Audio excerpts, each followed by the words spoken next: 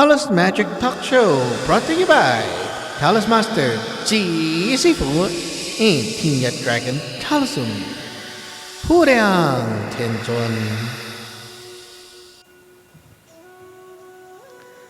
Hi everyone, welcome back here to the show, and this is your Ji Sifu right here again. So today we have a very interesting topic as usual, but this is even more interesting and mind-blowing because we're going to dig into the spiritual world. Yeah, so a lot of people have been inquiring me about what do you see in the spiritual world? Are there any, beyond ghosts, are there other things that you can tell us? And some people have had this experience with me where I did a soul travel diagnosis and helped them to look at their Yun Sun, which is their spiritual planetary body, and told them about what's going on there and so on. And it gets people very curious about what's actually out there. And other thing is that some people are interested in this alien thing and want to know, do we actually believe in alien or other kind of beings that is out there and so on. So let's dig into that. So first of all, I must say that I am not a very traditional Taoist. I am traditionally started, but right now I go beyond what's there that is in the traditional Taoism. What do I mean by traditional is that if you look at China, okay, the Taoism in China, you can say that's traditional because that's what most of the culture goes by. And, well, if you study Taoism in China, that's what you get. And you can call that traditional. I am not traditional as in I don't go by that anymore. I went through it and I am done with it. But I went beyond it and I find out a lot of things that is beyond what's there. And there's one thing with Chinese. Chinese has a very closed mindset of it's not there before, then it cannot be there right now. So if you see something new or have a new idea or whatever, you will be pretty much labeled as you're going off track because you're not sticking to what's there from the previous grandmasters or the previous generation or whatever they started with, and then you cannot pretty much do anything about it. That's what you got, like that. So it pretty limits you to a certain level if you are a more gifted, you can say gifted or talented kind of person learning this thing, and you have a lot of bigger discoveries and things like that on your journey, and you will be pretty much limited because they do not allow that to actually happen. And if you actually goes beyond that and get too outstanding, they will do whatever it takes to push you back down and make sure that you don't go quote off track, right?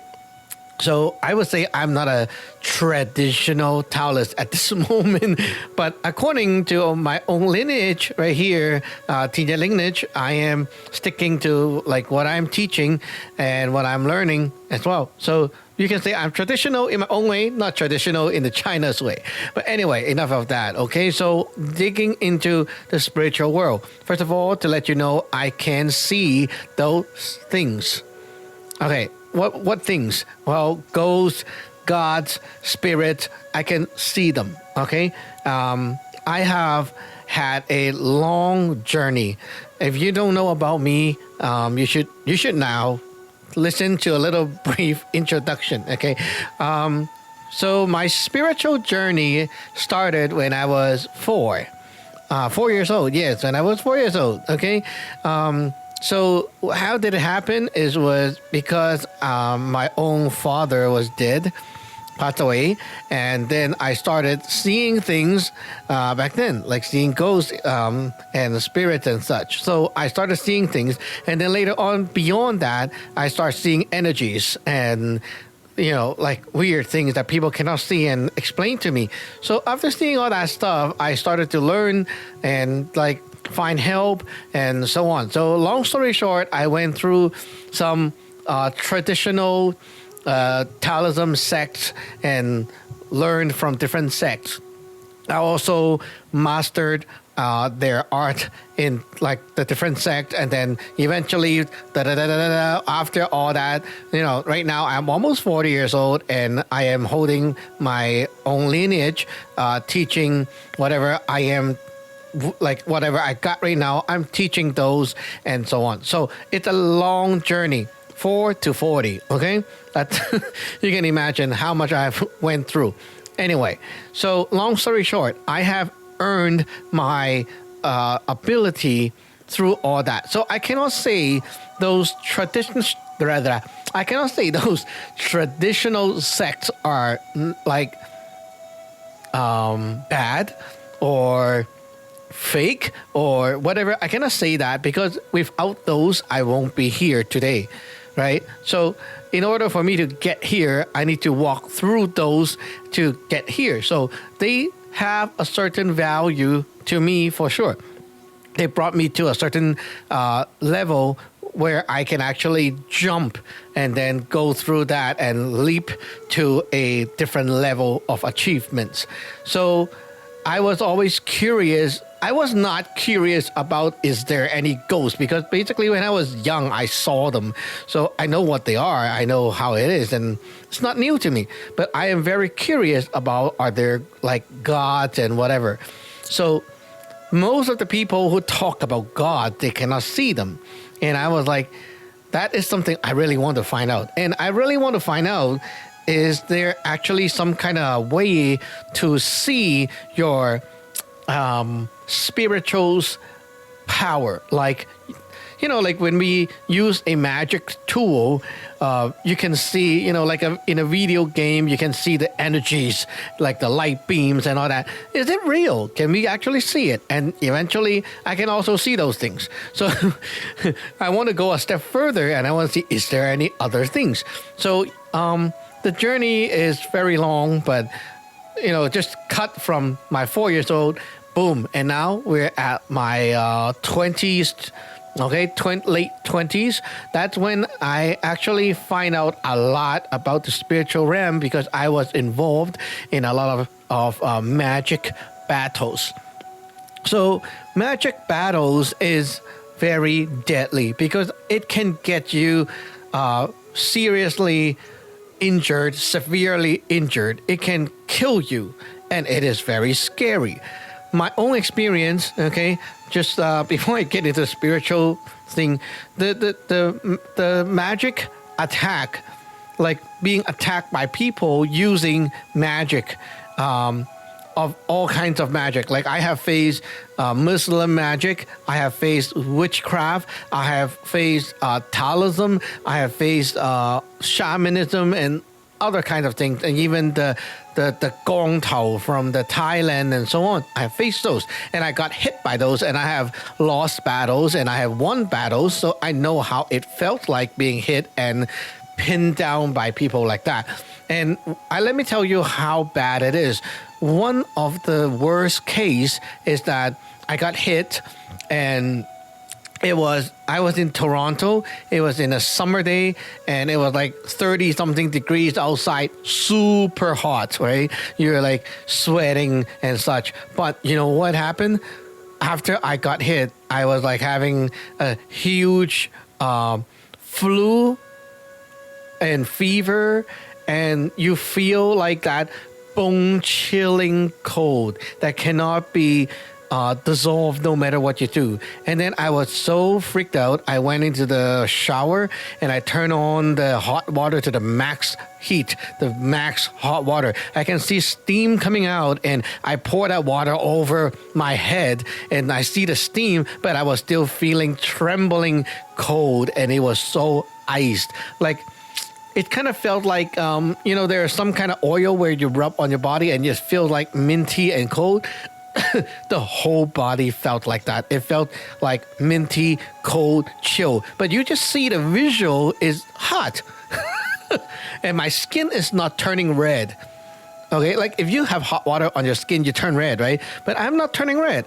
The whole body is like kind of more white than usual. Like when you're very cold, your skin turn white, right? It's like that. You turn more white and it's cold and it's freezing and what the heck is going on? And then I was like putting my hand on the counter where my sink is, and my hand go like that, and then like keep trembling on the table while I was like pressing hard on the table. The hand keep trembling because of coldness, and I cannot stop myself. And then I felt a shift. Like imagine you are standing, and suddenly like your body doesn't move, but everything else is like 45 degrees slanted down to the right side, and it felt like you're on a boat, and then the boat kind of, like tilt, and then you just shift, like the whole vision shift, but you're not moving.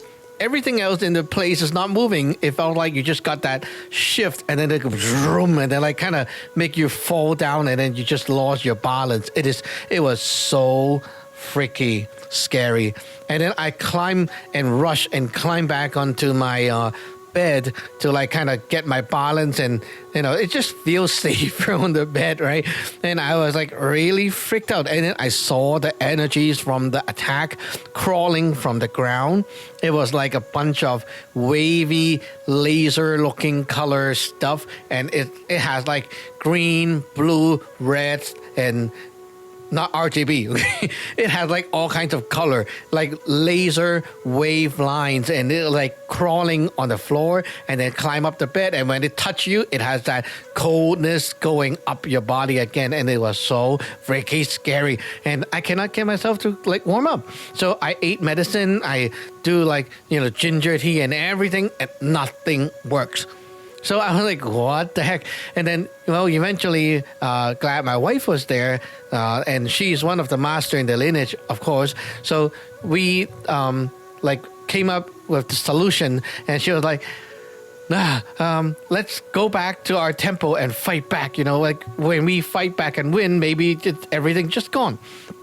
So we went back to my local temple at Markham, and then okay, so we opened the altar and start fighting back, and then eventually, after a few hours of fighting that crap, we won the battle. And you know what? Immediately, I felt so hot. I have to like take off all my clothing, and I was like, oh my God, it's so hot. And then finally, you felt the summer. Okay, everything is back to normal. Not out of balance, not freaked out, nothing's wrong again. And it felt like suddenly, like someone just pulled a switch, it's like tick, and then you went back to the other side. Like it's like that crazy, huh? And it's so crazy, like that experience really freaked me out. And I have other experiences like that too. This is just one of the many experiences. And it's unforgettable when you felt that kind of attack. It is unforgettable. You cannot even ignore that kind of pain, because it's more than like, oh, I'm like feeling not so good. It's not like that. It's really freaky, out of control. And that's what magic can do to someone. So I lost the battle, and then I won it back. And well, eventually the other side will face that kind of crap. So good luck, that bad guy. Okay. But anyway, I have done other things that have more like vivid experience, and you understand how I actually is like so confident about these things, because I went through those and I fought my way to become who I am today. And that's why I can stand here and like keep telling people about the spiritual world and how to fight and, help people with these things. So what else are there? And okay, so now here getting to the essence, okay? I'm getting there.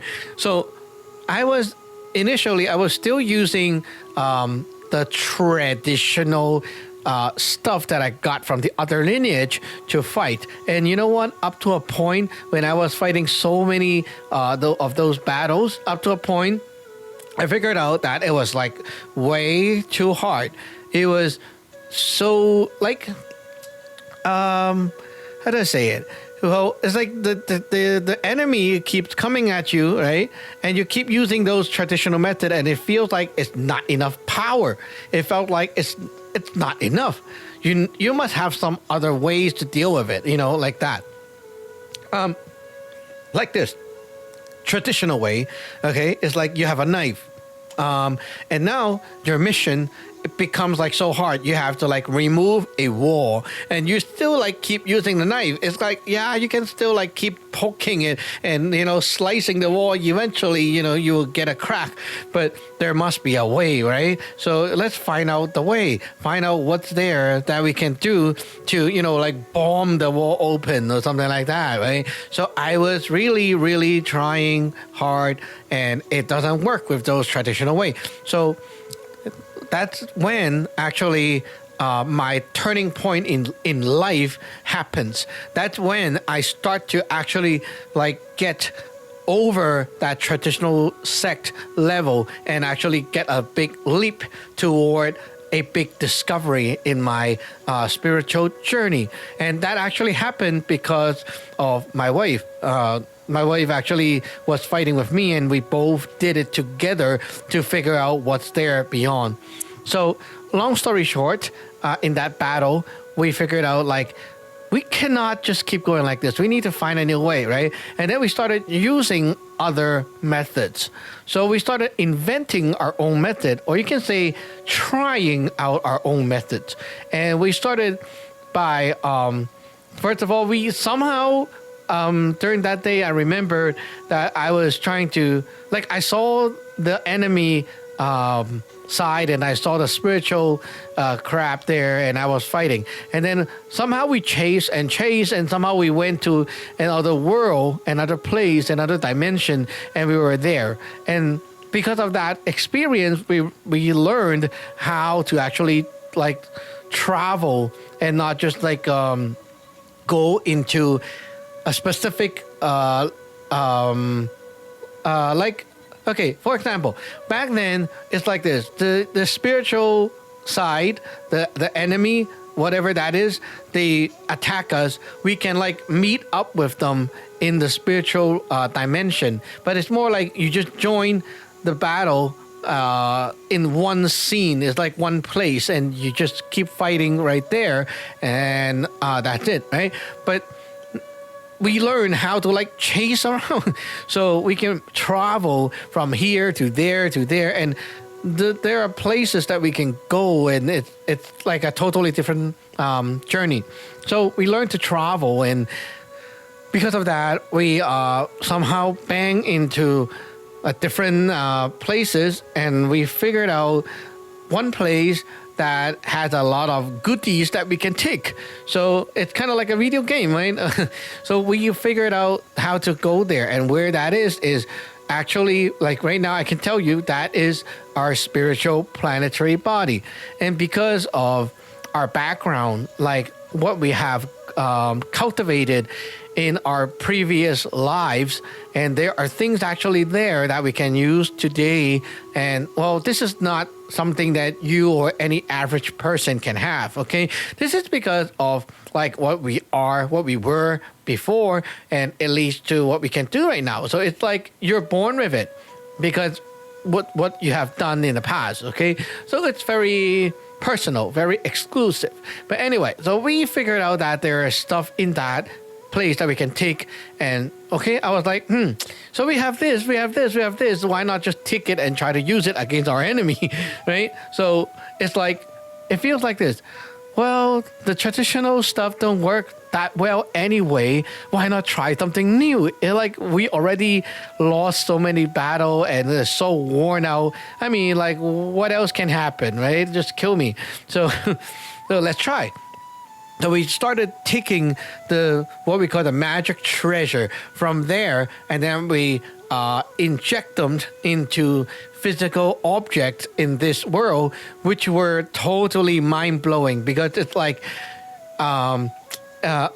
imagine you can take a broom, a floor mop, or maybe a stick, or like a hammer, like things that is like not usually used as a magic tool in Taoism. But basically, you can just inject the magic tool from the spiritual side into those physical tool, and then we deploy, like we use those physical things and then deploy the power back to the enemy. And wow, it was like mind-blowing effective, like super effective. And we see like that crazy amount of power going out, and it was so effective, and those battles ended so fast. Like, I mean, one battle for the whole month to like, like about less than 1 hour, and we were done with that battle. It's so much better. And then eventually, we were like, forget it. The old stuff doesn't work. We are going with these. And then from then on, we started our own journey of figuring out our own stuff and like finding our own way. And that is a big turning point. Now, after a little bit of that, we actually, like, the traveling get even deeper, and we actually met up with other spiritual beings and spiritual worlds, and we have seen a lot of things. Okay, so I'm not going to dig into that part that much at this moment, because the thing is, people are asking, are there aliens or like spiritual entities or like that kind of monster, whatever things, out there? And I have to answer you right here. So the answer is yes, there is a lot of crazy stuff out there. From what I have seen, let me just tell you some examples, okay? For example, there's like this big flower in the spiritual world. There's this big flower that is like a monster, the monster flower, okay? So it's like in a video game. The flower can eat stuff, and like it can swallow you, and it can drain your power. It's crazy shit. And I have seen like huge, a snake-looking creature, like the size of a building, that kind of thing, and it's like huge. It can like go very wild. It looks really like those alien movie stuff. And there are other things that is very unique. For example, there's one creature that looks very slimy, like jello, like slimy. But this slimy creature love to stick itself on the corner between ceiling and wall, like the higher corner of your wall. So usually if that creature is like tagging you, they will stick to the corner of your walls in the house. And then when they stick themselves there, they will suck up, or you can say eat, like kind of absorb the wealth energy right there. We usually, when we see those things, we know like, oh, some luck stealing is going on, because we see those creatures around, sticking around and like absorbing stuff. And those things are kind of not that ugly, but they look very abnormal. They are kind of cyan bluish in color, and they look like kind of like a slimy, jello-y, the distorted frog. Okay, and they will stick themselves around the house like that. Another one is, if you watch like those Lord of the Rings or that kind of thing, you see like they always have those like tree monster, where they have, the monster can extend their branches or roots around and wrap around people and things like that. Those are actually real. Scary, huh?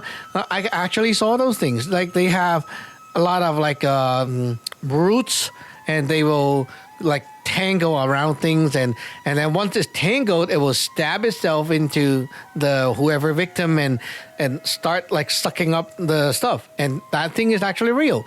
So yeah, it's actually very scary, huh?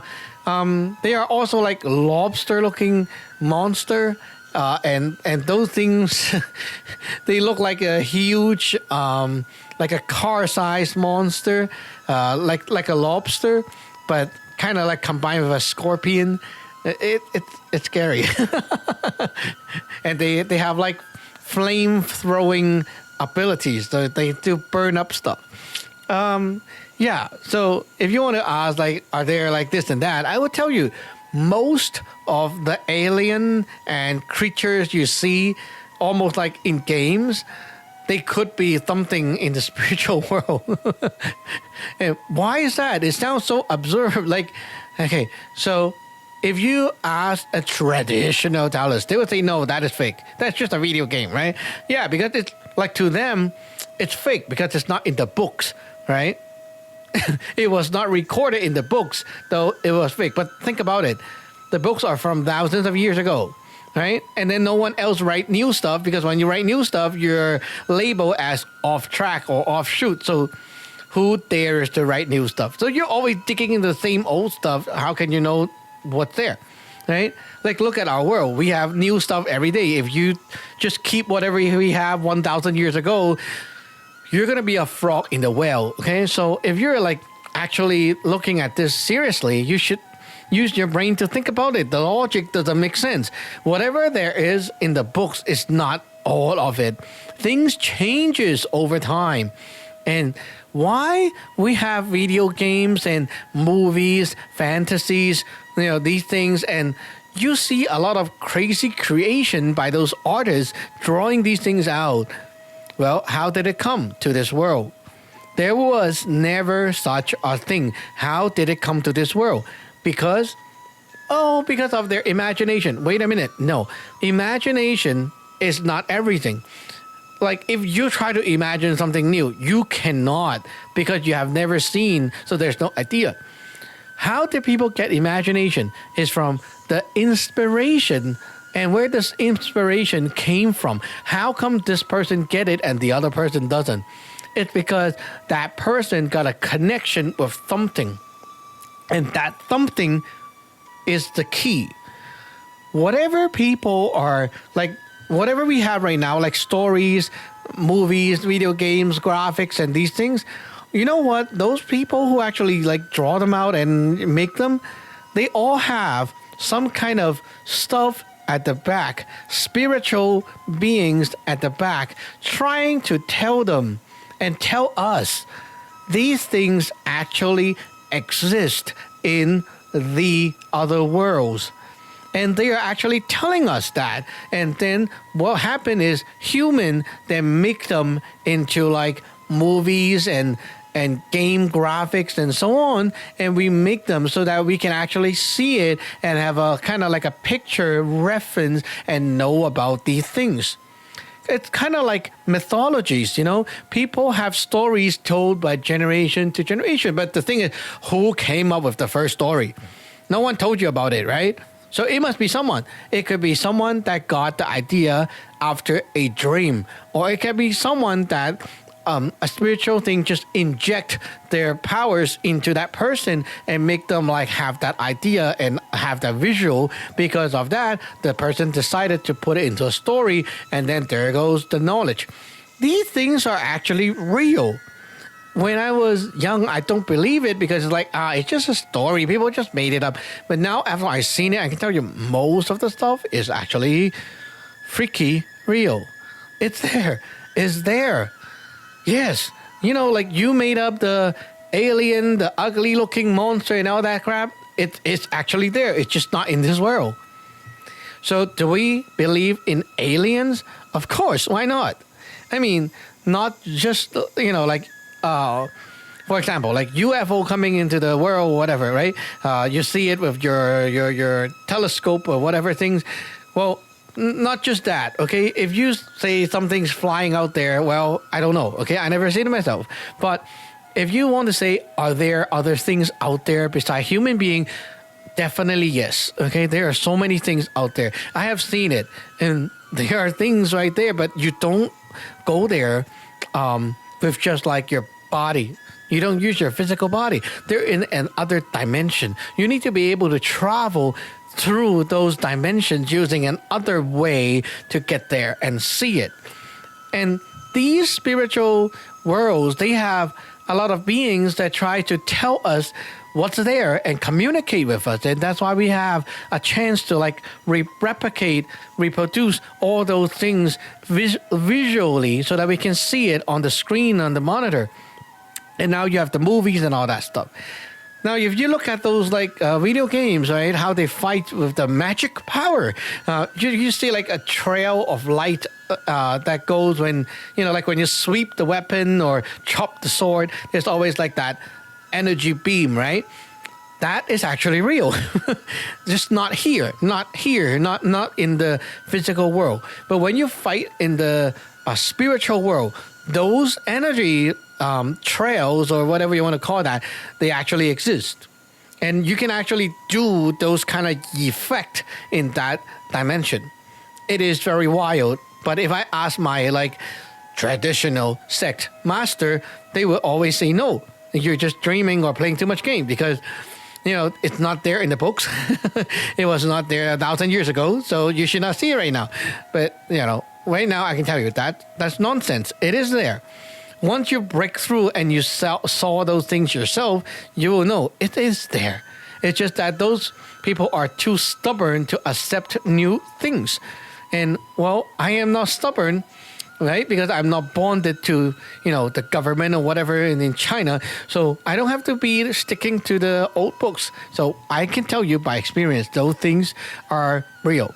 And there is a lot of things that you might see in video games, and they can be in the spiritual world. When I was like traveling in the other people's spiritual planetary body, I see a lot of those creatures that is similar to what you can see in the video games.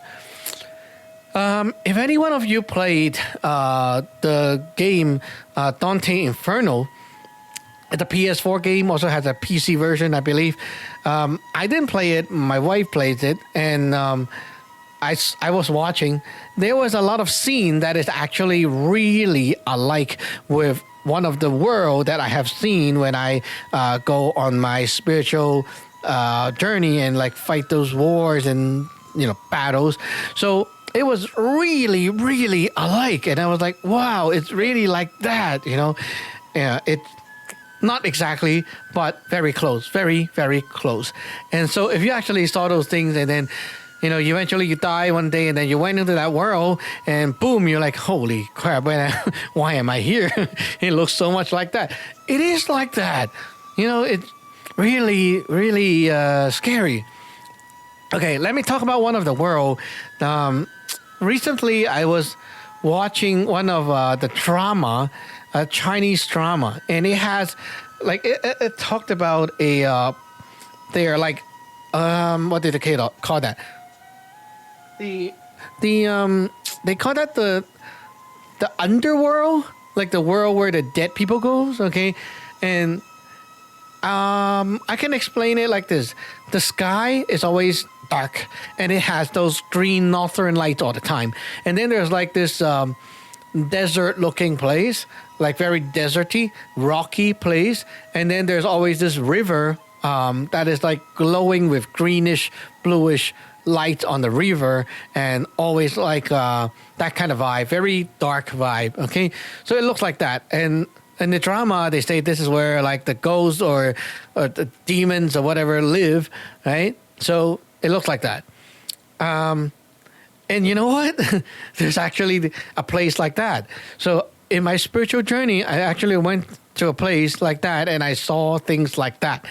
It was almost like 90% close to what I see on the screen, except for, well, there's not like those human, like in the drama, it looks very human, still very human looking world, like a society that is very human. But in the real thing that I went to, it's not like that. There are humans looking spirit, or you can say beings, but they are actually like, how do I say it? To be able to get there, okay, you need to die here.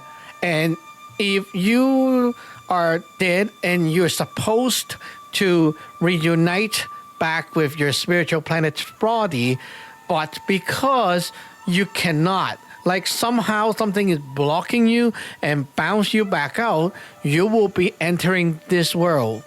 And this world is like a world of trash. It's very scary, okay? I can call this like the nature garbage can. It's very scary. This world, you go in there, okay, and you will be like always in a super grumpy, suppressed, angry, frustrated, that kind of mode. Very aggressive kind of mode. You can be like that. Your mental state is like that all the time. And then you will flip to an extreme to be very sad, sorrow, crying, and down, and that kind of mode. And you will like flip through A and B like that all the time. And that place is actually a place for you to vent. So what happened is everyone who died and went there, if you actually got there, you will be venting about things in your life that you're not happy with, not satisfied with, and so on. And you'll be like venting a lot of stuff. And people there actually naturally will know how to do magic, what we call magic, okay? To beam or to shoot their power through the different dimensions and reach people that they know who are still alive. And that's when the scary thing happened. If you have a relative in that dimension, what happened is they can be like hitting you, shooting their stuff at you 24/7 and ruining your life. And you guessed why you always wake up like super bad day, bad mood, and always have bad luck in your life, like a curse that you cannot get rid of. You could be having one of those ancestor or whoever related to you in this world and always at your back doing stuff. Well, too bad. That's their nature. That's how everyone is in that world. And they have like this whole culture right there, like doing this kind of thing until what? Until they lost the feeling to do it. Like you're so angry, but you vent so much, like to a point that you're not angry anymore. Like you have no more feelings. And then you went to like a die out, fade out feeling, and then you lost your senses. Then you die from that world and you'll finally cycle. But that would take a super long time. I'm talking about like not just 100 years. I'm talking about long time. So you'll be expecting, like in a human way, is like you'll be there for over thousands of years. So you'll be there for quite a long time. But that world is not just like a human-y world. The main thing in that world is a lot of alien-looking creatures, very nasty-looking alien monster creatures, and a lot of ugly stuff. So imagine ugly, nasty, alien looking creatures, and it's all over the place. That is the world where those things live, big and small, and you are also fighting those things as a human-y body thing. So you have those around and you have your venting to do. Quite a busy world, huh? So yeah, that world, it's freaky. But the goal of that world is to get you to vent all your emotion, all the heart power, and so that you can actually die out. And then when you die out, you will dissolve and go transition to your next life cycle and what we call, reincarnate, right? So you can kind of go through a cycle of life again. But yeah, why are you there? Because you're stuck. So you got to keep venting. That's part of what you have to do, and nature will make you do that. And you cannot escape from that world. It's like we cannot escape from our world here, right? It's just the same thing with their world. We cannot escape. And that's one of that crazy experience where I went there and actually see those things, and I was like, wow, this is not in the book. But I actually saw it. Oh, man. You might think that you are not a super grumpy person when you're alive. But if you actually went there, because most of your soul energy that has to do with your good person side, it's gone. So you're left with the like angry bad person side, like that vibe. So your personality will be very extremely to the negative in that world, and you don't have a choice.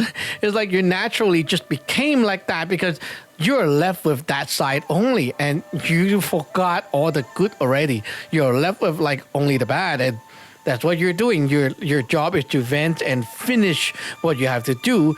And then, well, that's how nature works. Like you're not done venting while you're alive, or vent when you're dead, when you're dead. So, yeah, going to that world, I saw a lot of those creatures and things and alien looking crap. And yeah, Very scary, huh? And one more thing that might blow your mind is in those worlds, there are some cartoony looking things. For example, if you think about like a cartoon fox or a cartoon tiger, it's actually something in the spiritual world. They look really cute, really like cartoon, cartoon bunny. Those things actually exist in the spiritual world. They are actually cartoony, funny looking stuff. One of the animal that I like the most in the spiritual world is like a flying bird that looks like a chicken.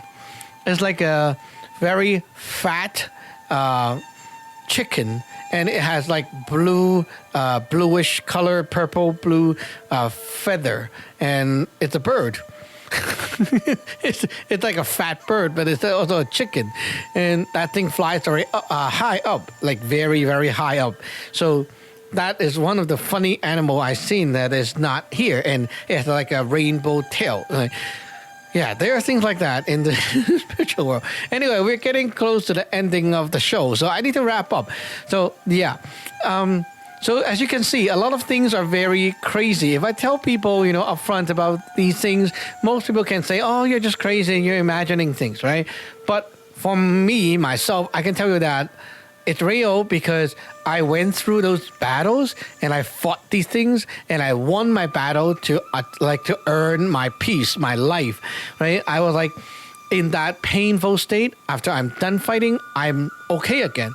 I saw patients or clients, they have problems. I did the battle. Their problem is resolved and the problem is gone. So I see it worked. It's not like, oh, you just saw stuff when you have a dream. Not like that kind of bullshit, okay? This is like you saw something, you fight it, interacted with it, you busted it, and you solved the problem.